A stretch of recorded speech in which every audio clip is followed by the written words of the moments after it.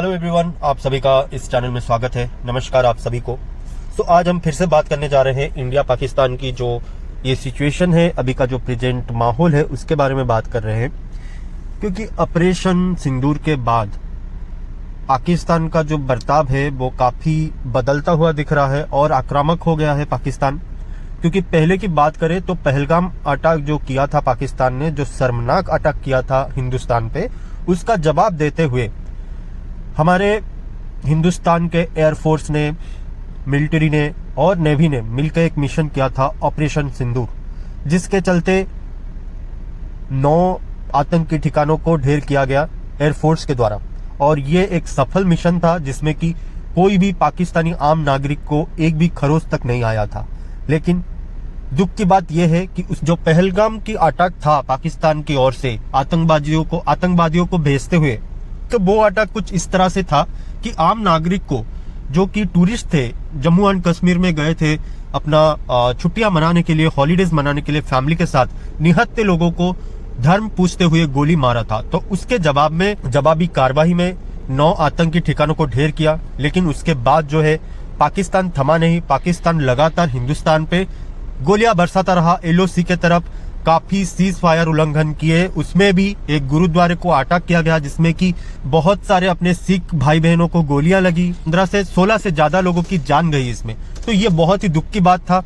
उसके बाद भी वो LOC पे ऐसे हमला करते रहे और हमारे जो एयर स्पेस है, जो LOC का बॉर्डर है और हिंदुस्तान का जो बॉर्डर है, उसको पार करते हुए काफी मिसाइल भी लॉन्च किए गए हिंदुस्तान की तरफ। ये पाकिस्तान का जो बर्ताव है वो काफी निंदनीय है और उसके बाद भी वो रुके नहीं, लगातार ऐसे हमले करते रहे।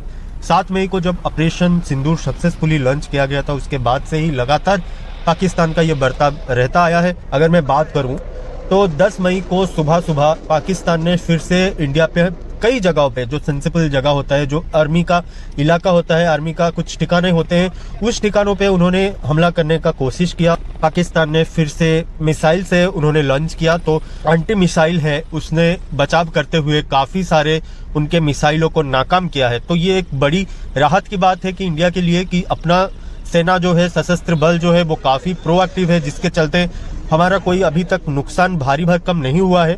लेकिन जवाबी हमला हिंदुस्तान जरूर करेगा। मोदी गवर्नमेंट इसको लेके काफी सीरियस है और जवाबी हमले करते हुए पाकिस्तान का इस बार बहुत ही बुरा हाल होने वाला है। आप लोग भी कमेंट सेक्शन में मुझे बताइए कि ये जो बचकाना हरकत है, ये जो कायराना हरकत है, इसके बारे में आप लोग क्या कहेंगे। क्योंकि पाकिस्तान कहीं ना कहीं गलतियों पे गलती दोहराता जा रहा है। बार बार उसको जितना भी हम लोगों ने चेतावनी दी है, बातचीत के दौरान इसको हल करने का कोशिश किया है, लेकिन एक भी बार वो सुधरने का नाम ही नहीं ले रहा। तो आप लोग ही बताइए कि क्या करना चाहिए इस बार पाकिस्तान के खिलाफ। क्योंकि मुझे लगता है मोदी जी अब चुप नहीं रहेंगे।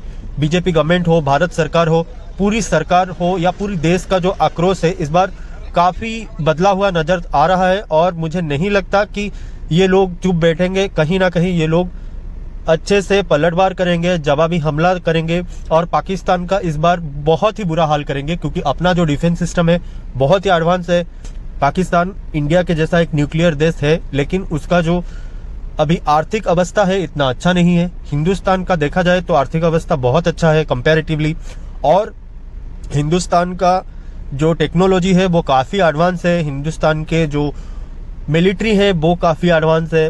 हिंदुस्तान के जो अपना आर्मी है, एयरफोर्स है और नेवी है, सबका जितना भी आप बोल सकते हो, अमेरिका जैसे देश को भी टक्कर देने वाला, और अमेरिका नहीं, देश अपने वर्ल्ड में कोई भी देश हो, चुनौती देने के लिए अपना आर्मी बहुत ही प्रोएक्टिव है और बहुत ही वेल ट्रेंड है, जिसके कारण हमको डरना नहीं चाहिए। और अगर भी वार का सिचुएशन होता है, आप सभी को एक रिक्वेस्ट है कि आप पैनिक ना करें, गवर्नमेंट पे भरोसा करें। गवर्नमेंट जो भी है कदम अच्छे से लेगा और मुझे पुनः विश्वास है कि जल्द से जल्द आपको इंडियन आर्मी की ओर से एक बड़ा अपडेट मिलेगा। क्योंकि इंडियन आर्मी को गवर्नमेंट की ओर से, भारत सरकार की ओर से पूर्ण छूट दिया गया है। कब हमला करना है, कहां पे हमला करना है, किस तरह से हमला करना है, सारा चीज सिर्फ और सिर्फ इंडियन एयरफोर्स, इंडियन नेवी और इंडियन आर्मी ही डिसाइड करता है। इनका जो भी मन करेगा ये करेंगे। सरकार से कोई परमिशन लेने का जरूरत नहीं है। जब इंडिया चाहेगा तब अटैक कर सकता है, जहां पे चाहेगा अटैक कर सकता है। अब तक बस हम लोग शांतिप्रिय देश है, इसीलिए हम लोगों ने अटैक नहीं किया था। लेकिन इस बार हम रुकेंगे नहीं, क्योंकि लगातार जो है पाकिस्तान अटक पे अटक कर रहा है। और अभी का बात करूं तो आज ऐसा सूचना मिल रहा है कि दिल्ली में भी कुछ जगहों पे अटक करने का कोशिश किया गया था और बॉर्डर इलाका जो है, बॉर्डर इलाकों में भी काफ़ी बार घुसपैठ करने का और मिसाइल्स के द्वारा इंडिया को अटैक करने का कोशिश लगातार जारी है पाकिस्तान के द्वारा।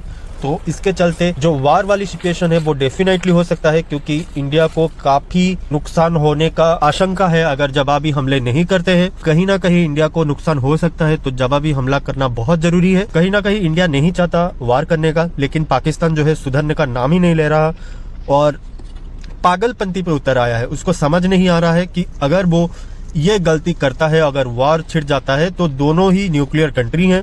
कोई भी अगर गलती से न्यूक्लियर अटैक करता है तो बहुत ही नुकसान होगा, कोई चुप नहीं रहेगा, अगला भी न्यूक्लियर अटैक कर सकता है। तो मेरा सलाह यह है कि अगर वार ना हो के बातचीत से ये अगर हल कर दिया जाए तो काफ़ी अच्छा है, वरना जो प्रेजेंट सिचुएशन है काफ़ी ख़राब है।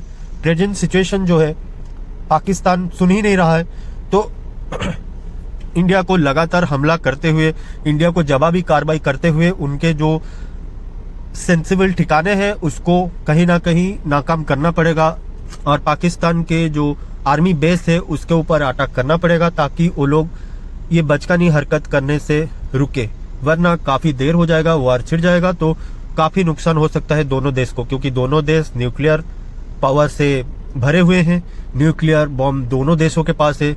और पाकिस्तान की बात करें तो उनके रक्षा मंत्री ने कहा है कि सारा का सारा हम न्यूक्लियर बम इंडिया पे छोड़ देंगे। ये एक बचकाना और गैर जिम्मेदार स्टेटमेंट था उनकी ओर से, क्योंकि कोई भी देश हो अगर एक भी न्यूक्लियर बम गिराते हैं तो काफ़ी नुकसान होता है किसी भी देश को। आप सबने देखा होगा कि हिरोशिमा और नागासाकी पे क्या हुआ था। अब तक वहाँ पे रेडिएशन में लोग अभी तक कैंसर से जूझ रहे हैं, स्किन डिजीज से जूझ रहे हैं और तरह तरह की बीमारियों से जूझ रहे हैं, और बच्चे जो है अभी तक विकलांग होते हुए वो जन्म लेते हैं। कहीं ना कहीं वो रेडिएशन आज तक भी खत्म नहीं हुआ है जो हिरोशिमा और नागासाकी पे न्यूक्लियर अटैक हुआ था। तो कहीं ना कहीं बातचीत पे ये चीज़ों को सॉर्ट आउट किया जाए, वरना देर हो गया तो पाकिस्तान का नक्शे से मिटना तय है, क्योंकि इंडिया इस बार चुप नहीं बैठेगा। अगर वार होता है तो पाकिस्तान कहीं ना कहीं ये नक्शे से ही मिट जाएगा।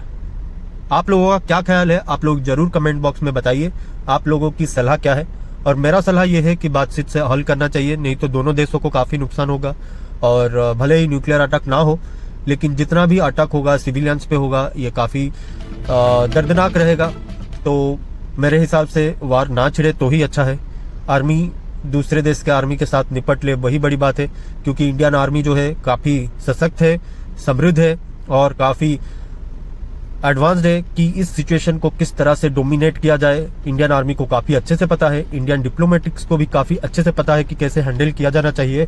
मुझे लगता है इसका जरूर कुछ ना कुछ हल निकलेगा, नहीं तो पाकिस्तान का नामो निशान इस बार नक्शे से मिट जाएगा, महज एक इतिहास बन के रह जाएगा। 1947 में जन्मा एक देश 2025 में नामो निशान उसका नक्शे से मिट जाएगा। सेफ रहिए, सतर्क रहिए और हो सके तो घर से ना निकलिए। और ब्लैकआउट के टाइम कृपया अपना लाइट्स बंद रखिए। ब्लैकआउट के टाइम पे जो भी सरकार की ओर से सूचना मिलता है उसका आप लोग पूरी तरीके से फॉलो करिए। जो भी सरकार की ओर से निर्देश आता है उसका पूरी तरीके से आप लोग फॉलो करिए।